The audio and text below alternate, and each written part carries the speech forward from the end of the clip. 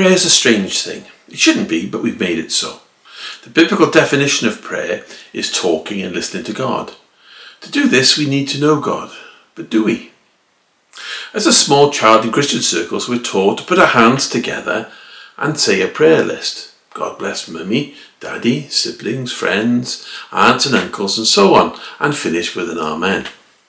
We've done our duty. We then cut the link at this point. Is that prayer? It does not sound like it based upon our definition. This behaviour stays with us throughout our lives, for many believe that God is someone whom we can lift a post-it note full of requests, and once they have said, we can walk away expecting him to get on with it. After all, that's what he's there for. This behaviour is not very fulfilling, and we wonder why we get frustrated when, for some reason, our prayers are not answered. Would you answer the request of someone who just delivered a set of demands for you to bless and fix the things for them, and they never stop to wait for a response or for you to communicate with them? Because we're not invested in the communication with God and we have not developed our relationship with him, we miss out on so much. After all, Jesus came to make it possible so that you and I can have direct access to the storehouses of heaven, the very throne room of God. But do we invest the time and effort in getting to know God?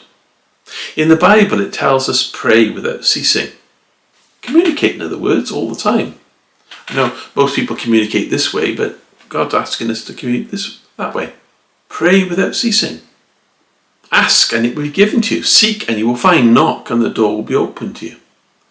If you believe, you will receive whatever you ask for in prayer. These are all verses in the Bible.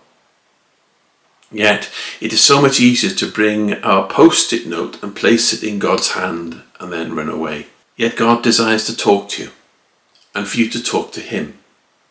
Are you prepared, ready and available? Can you take the risk to reach out to him, and instead of handing a list of requests, you perhaps would just sit and listen instead? The prayer list. I used to have a prayer list.